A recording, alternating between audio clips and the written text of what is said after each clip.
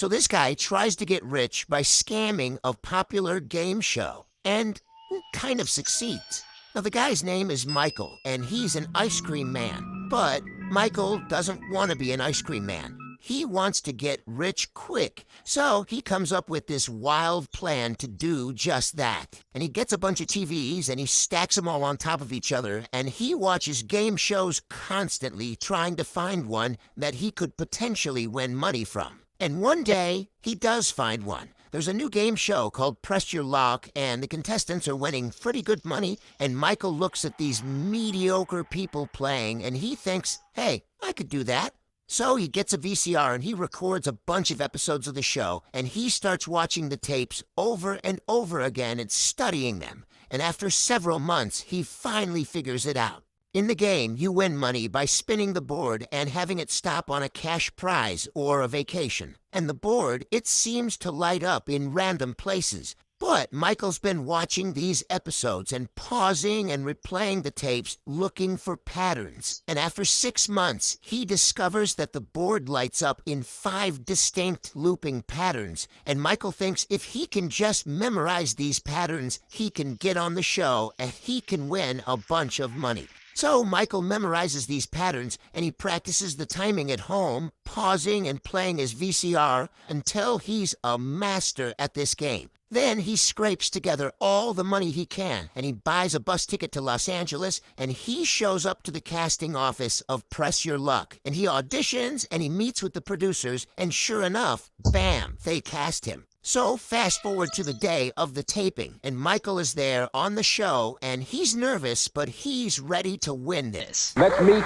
our second player, Michael Larson. How are you, Michael? And so eventually, it's Michael's turn to play, and when he finally gets his first spin on the board, it doesn't go so well. Come on, big bucks, I'm going. Stop! You gotta win. And by the time the first round ends, poor Michael, he's in last place. But it's not over yet.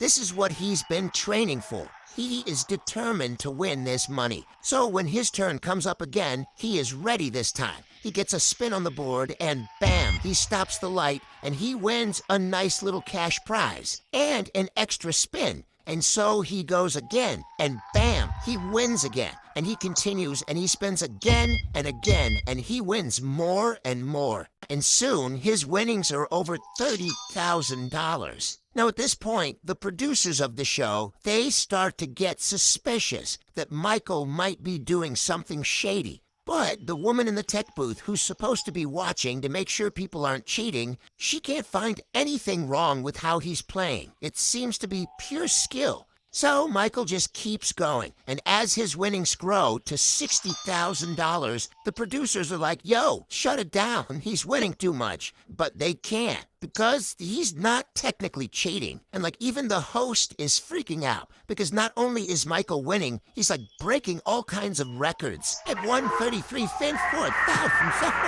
I don't believe it. We'll get the guys. Up to 83,000, and eventually Michael cracks $100,000, which was his goal the whole time.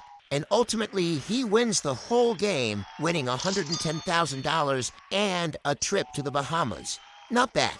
Which at the time, in 1984, he had won more money than anyone had in a single episode of any American game show ever. And the suits at CBS are not happy about this, because they still suspect he cheated. But they can't prove anything, so they write him a big fat check and they send him on his way. Which means his plan has officially succeeded. However, Michael isn't done. He's still determined to get rich. Like, he's made getting rich his whole personality. And one day, he's listening to the radio and he hears about this contest. And in this contest, they're reading out serial numbers on $1 bills. And if you have a dollar bill that matches the number they read, you win $30,000. So Michael goes to the bank and he withdraws $50,000 of his game show winnings in $1 bills. And then he and his wife, they sit at their house and they look through each $1 bill for any one that matches the winning serial number. And they do this for weeks. But unfortunately,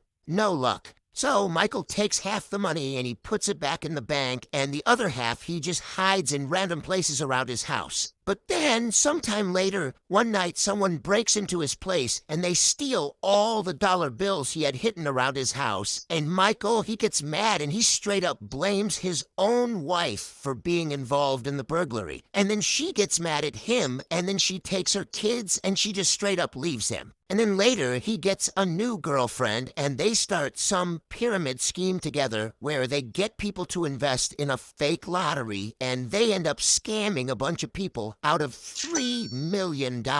So I guess he met his goal, and he's finally rich now. But eventually, the SEC, the FBI, and the IRS catch on to his scam, and they go after him. But he goes on the run from the law, and he stays on the run for a long time. In fact, they never catch him. And eventually, he dies, and they only find him after he died. And he died from cancer, which is unrelated to any of this. But he technically got away. So, shout out to Michael, I guess.